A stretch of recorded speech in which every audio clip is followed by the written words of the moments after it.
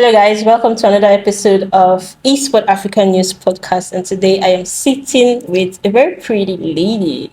Her name is Regina Okoko. How you doing? I'm doing great, thank you. Regina is a project manager, project coordinator, event organizer. She has been in the esports ecosystem for a while now, but we're gonna let her tell us a bit about herself. Tell us a bit about yourself, Regina. Okay, so like you said, I'm into events, most likely events. Recently joined the esports industry. Okay. So I'm a project manager, events manager, currently the chief operation officer for Game Evolution. So I think it's been 4 or 5 years now. Really? Yeah, about so. Wow. Ooh. And you're this strong and healthy.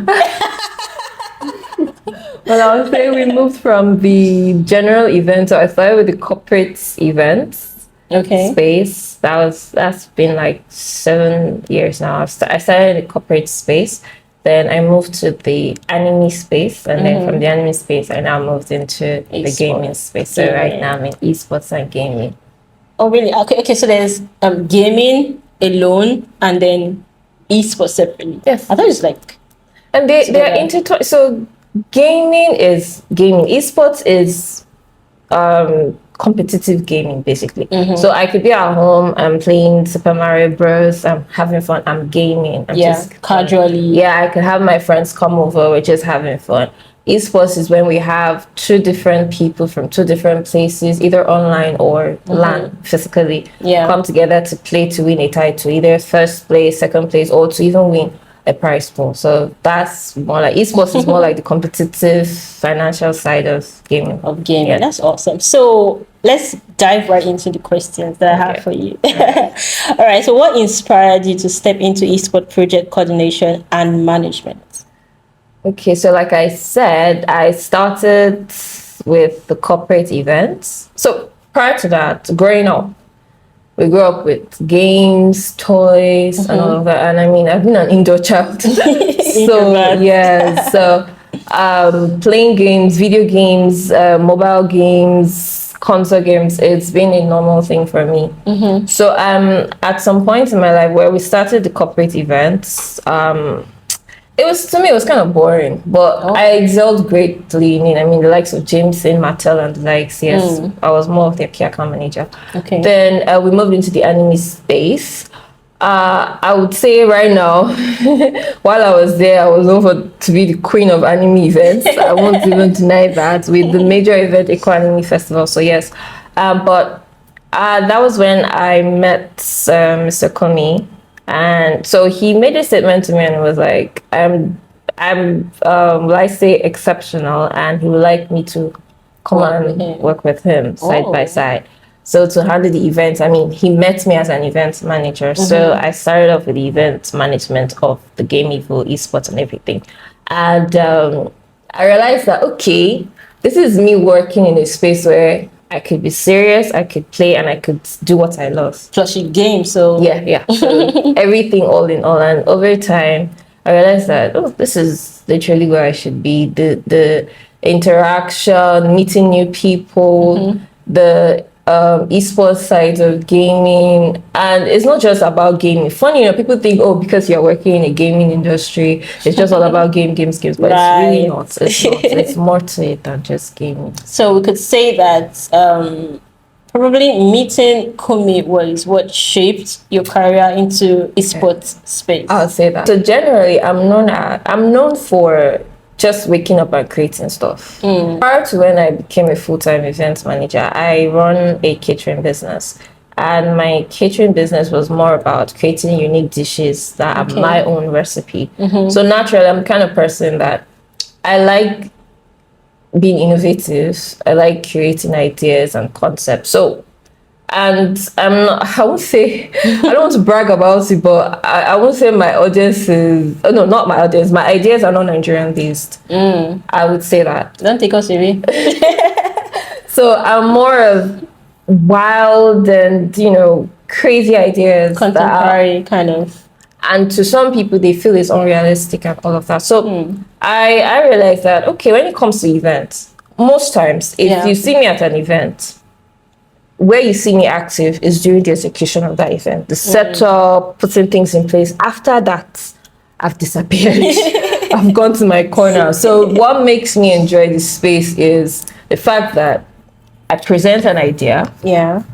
And then I bring that idea to life, and everybody's happy with that idea. So you enjoy the process more than... Yes, That's really great. So in organizing esports tournaments, or projects in general, what are the 3 most critical elements people don't see but determine the success of that tournament? I would say the very first factor is internet and connectivity. Okay. Yes, that is a very important, because when you're dealing with esports, you have different people coming together from different locations or even in the same area but different devices. So you need that connection. So it's either through wireless connection or through LAN cables or whatsoever. We all know how internet connection is in Nigeria. It's terrible. I mean, currently at the office, we have almost 5 ISPs just everywhere. In case anyone misbehaves. So Switch. Internet is a major problem. So most people feel that, everything is going smoothly. This live stream on the channels are going fine, but they don't understand that back in the struggle. We probably jumped from one ISP to another ISP within seconds just to make sure the stream continues, or just to make sure the players don't have any disruption in their gameplay. So yes, that is one. Then there is also the financial part. So basically, right, most people believe that, it's just his first tournament. I mean, it's just a prize pool. Once there's prize pool, after they got the prize pool from the sponsor. Before getting to those sponsors to actually, give that, I mean, imagine you just go into a corporate firm and say, we need you to invest in this tournament. It's all about playing games. And they'll be like, why should I invest my money in gaming? Right. So, and unfortunately in Nigeria, we have, we've started correcting that. The fact that we don't have enough data out there to show that Nigerians are actively involved in gaming. And I wonder why. Yeah, so like I said, the whole esports thing, I would say Kumi has really been like the major person. And prior to when he now fully stood on his own as GameEvo, there wasn't really that organization to put it out there to say, okay, let's start creating a leaderboard or putting a list of all the players in Nigeria and their rankings and all of that. So right now, currently, that's what GameEvo, we have a GameEvo website that covers the leaderboard and everything. So there is that data out there, and then the fact that we go out, I mean, the other time we were in France, the other time Morocco, so Ghana, we keep going out there and tell people that, look, we have Nigerian representatives coming to take part in this tournament. That audience, there's that engagement.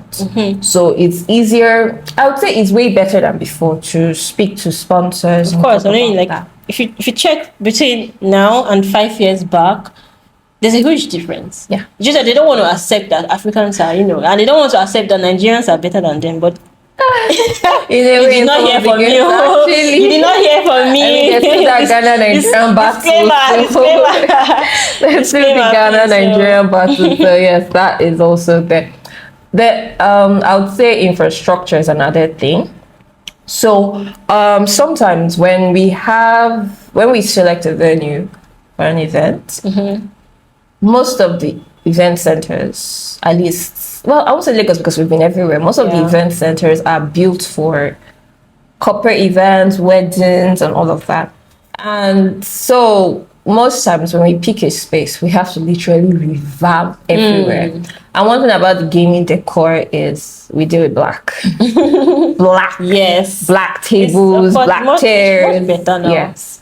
But so I know once in a while, even when you go to a venue and you tell them, oh no, this is not the kind of lighting we need, they'll be like, oh no, you can't take down this, you can't take down that. But we're like, but we don't need it. And but you still pay for it.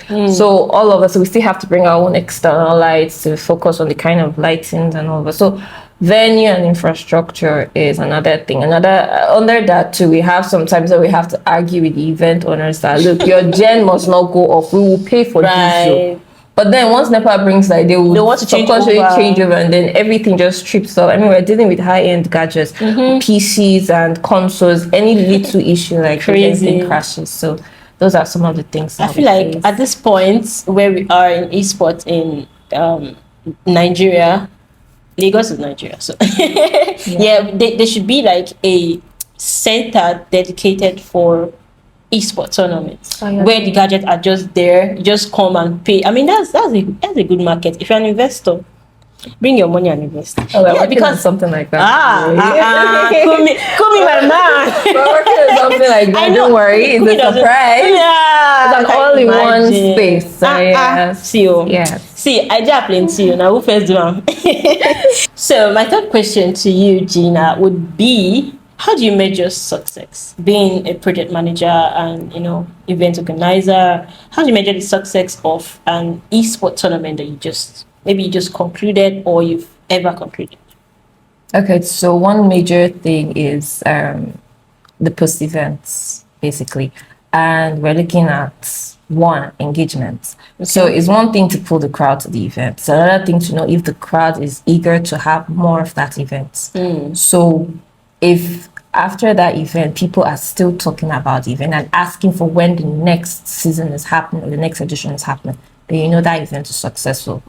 Another thing is return on investment. So if you see that, okay, sponsors who put in their money and everything, whether through investment or angel sponsorship, they're able to literally recover the money back and even make times over, then that is actually another way of measurement. And then if you now see that, okay, another one is the sponsors asking you, oh, can we sponsor the next event? Can I be a title sponsor? I'm willing to drop all my money into it. Then they know that that event was probably that one is so those are like the major things. That alone service, like viewership is important and engagement, but if a sponsor decides and say, oh, I'd like to be a title sponsor for this event, that means you outdid yourself because it's hard to get sponsors, right? And that's what's going to drive me to my next question, which is what makes a brand more likely to sponsor a tournament? Okay, so one mistake people make when they're pitching or preparing a deck, because I also specialize in writing decks and the likes. So one mistake they make is they believe that if I just put out figures, random figures or exclaimed figures, they would think, oh, we have the numbers. But they fail to realize that these sponsors or investors, these companies, they actually do their research. Okay. So it's one thing to say, oh, we have an event of over 3,000 people. They'll be like, so you're not the first to have over 3,000. But imagine you present, oh, we've had an event of over 3,000 people. YouTube's impressions are about 1.2 million views. Instagram impressions are about maybe 50,000 views. We had a live stream. This was how many views we had from the live stream. After the event, the last event, anytime we post, this is the number of views we have. And not just the views, this number of comments that follow through, which are, what's it called, raw data and all of that. Not that you did paid ads and all of that. Organic engagement. These are things that these companies look at. They are not after, oh, we have 1 million followers. No, because there's a saying where some people actually buy these followers. True, very true. And then also when they see that, okay, even post-event, people are still talking about the last one, and then people are asking for when the next one is, and then they see that, okay, even when you call out for mini tournaments, they see people pull up and they'll realize, okay, this is a very solid brand, let's invest in them. So that's one thing that people don't really factor when they're preparing decks. Another thing is, yes, it's good to put out the figures out there and all of that. Oh, if you're a title sponsor, this is how much you should invest and all of that. But then what are you willing to offer to the company that they haven't received anywhere else? That's one thing. If they see that, so let's say, for example, a bank. We know that the major thing a bank is interested in is numbers in terms of people downloading their apps. Sure. So even if I tell you I have 1 million people, the question is, will those 1 million people be willing to download the app? So it's not just about numbers. They need to be sure that, okay, you have an audience that actually needs that app. So that's when they will be like, okay, let's invest. So it's the same thing with other brands. So whenever I'm preparing a deck towards I don't just give a general deck. I tailor my decks to the clients I want to reach out to. So I pick out that one or two particular needs of that company that align based on their mission statement, their visions and their goals. I pick that and see how it aligns with gaming and esports. So if it doesn't, then I know we can't work together. You're not for us. So that's it. But that's really interesting, because it's like this is your problem. We're trying to help you get solution through our platform. Yes, exactly. Or through the tournament. Exactly. Right. And then the next one would be, what unique challenges do esports organizers face in Africa compared to more developed markets? Also, one, like I said earlier on, the data. There isn't enough data out there, unfortunately. And because of that, unfortunately, so the only platform that's what CARIFEST did. Okay. CARIFEST is they partnered with Activision to own the whole Call of Duty mobile community, and that's why they're the only ones in Nigeria that's actually anything Call of Duty mobile. Activision reaches out to CARIFEST. They don't reach out to any other person. So they saw that opportunity and took advantage of it. So when it comes to Call of Duty mobile, there's that data here in Nigeria because they've seen how people are using the marketplace and people are spending in Nigeria. Yeah. But other games like Riot Games, Mobile Legends, for example, there is that community. There's a group that people have been talking about that there's that community, but they haven't had tournaments because nobody is really interested, because they're like, they will not even come out. They're like, nobody's talking about it. But then there is that community. It's true. So one of the major thing is that data. If we can make sure that there's enough data out there to show that Nigeria is actively involved in esports, is involved in games. We spend money. Free Fire community alone, I know how much they spend. It's true. Imagine their last event. Did you see the turnout? Yes, I did. It's massive. Exactly. So that's one major thing that is a factor that needs to be addressed. Yeah. As a project manager in esports and in generally too, right? How do you manage players? Me, I've been eager to ask this question because players can be very stubborn. How do you manage players? How do you manage production? The production teams, how do you manage sponsors and volunteers? Seeing that the pressure is really pressure. You see those players, let's start with their own chapter first. Number one.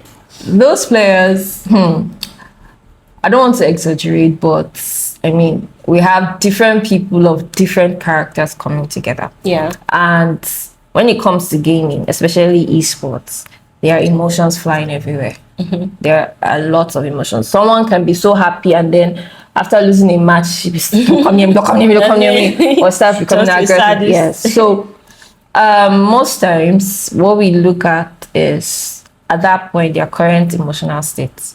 So the pro league that we're currently doing, we realize over time that whenever they finish a match, we're supposed to interview them, but some of them are, because they lost, they're so upset. Yes. At that point, yes, from the content side, we need that view when they're angry and all of that. But then we have to understand that, okay, these guys are upset. Yes. So we don't interview them almost immediately, but we go back and we're like, okay, do you still want to be interviewed? Some say, yeah, sure, I'm ready now, I'm calm. While some still tell you, I'm not interested. We don't force them. The ones that have anger issues. Before you hear, wah, as they say. Also, we just let them be. So we usually try as much as possible to read the room, meet their needs, and then we don't just promise things that we can't give. So we tell them, this is what we are giving you. We put it down in paper, Everybody reads it, they accept it. If you're not interested in this or you don't like our terms, please walk away.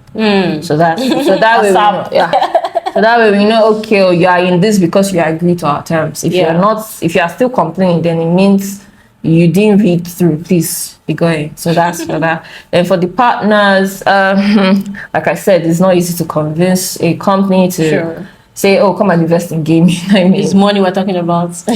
So, like I said, when preparing the deck, you make sure you tailor it to their brand's goals, missions, and visions. So once that is done, it's very easy. Some have said no to us, and we moved on from it. Some said no, saw our works, and came back to us. Then some said on the spot, yes, I'm interested. So that's that. So that the ones that said yes on the spot, probably they've seen like previous tournaments or they had information.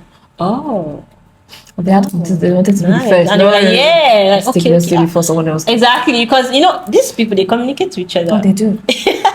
You'll be amazed. I swear they do. They're like, before they go, let's go. Let's be the first to do it. That's awesome. My final question, Gina. If you had unlimited resources, like someone just gives you bag of money, and bag of money and say, Gina, you're a project organizer, right? And a project manager, right? I want you to organize the toughest, the most outstanding, the biggest, the most glamorous esports tournament in Africa. Okay. What are you gonna do? I don't even need to brag. Assuming Mr. Kumi was around. Yeah. There are so many designs, concepts, and ideas I have sent to him right from when I started working with him. And be like, this one is right money, now. Money. Client can drop this kind of money. So like I said, I don't pick my ideas from Nigeria. I like a situation whereby you come to my event and you're like, where are we? Are we in Nigeria? Or wow, how did they accomplish? I want the people to come and be like, wow, how did you? Once someone asks you, how did you do this? Then it means you've caught their attention. That's true. So for me, when it comes to the stage, lighting, and screen, that is one thing I am very, very invested in. Yes, there's the production side, the technicalities. I mean, when we went to France, my eyes saw. Yeah. And I was like, the difference is clear. And I was like, these are the things that I want to bring to Nigeria. So so for example, like I said, I was in the anime space before the gaming space, and there were a lot of things that I brought into the anime space. Immediately I brought into Eco Anime Festival. Every other anime brand started putting. So for example, the ramen eating contest, nobody ever thought about it. I was the first to bring it up.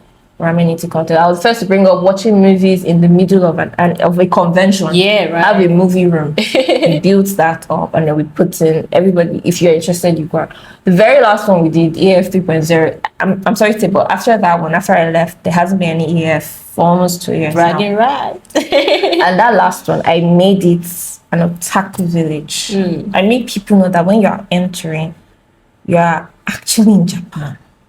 The vibe is there, everything. So even this photo area, I literally sat down and used AI.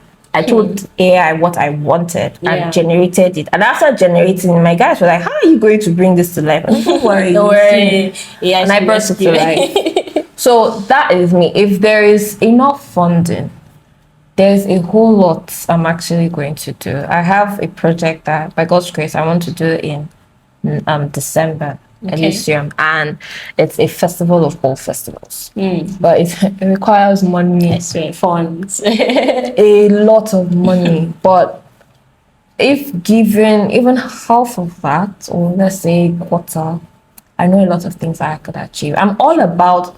So that's one thing people, event organizers need to understand, is you don't just host events because you feel it's party, just play music. I always tell people, if the DJ isn't there, there's no music, there's no sound, would people still enjoy your party?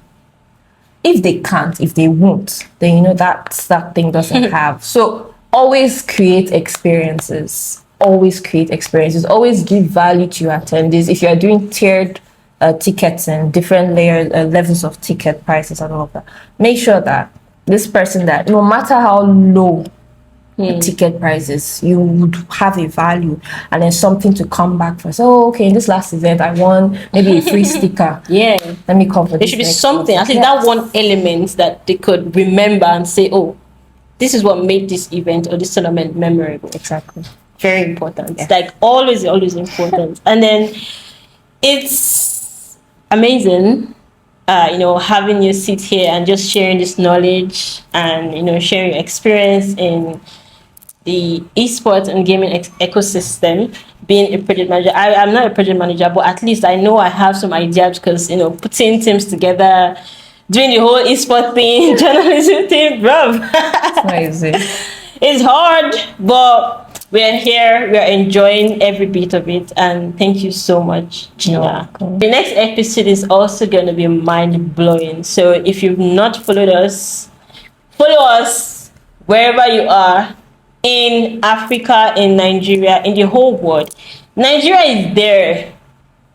It's you that have not seen us yet. Yes, we are there. I mean, what is Asia doing? What is the Indians doing? What is the Americans doing that we're not doing? It's the same game. It's the same thing. Exactly. We have the same talent. We have the same skill. Everyone embrace esports, embrace gaming, embrace the ecosystem. Share, like, comment, subscribe to this channel. Esports Africa News. We're always here to entertain you, empower you, and educate you on what esports is in Africa. Telling the African story, sharing the African story, and literally just letting you know that Africans are there. Forget what they're telling you. All right, so on behalf of Esports Africa News Nigeria, we can see our logo, our flag is there. Yes, We want to give you our pin just to show how much we love you and appreciate what you're doing. All right, thank you so much, Gina. Very nice to have you. Same here. See you guys in the next one. Bye. Ciao.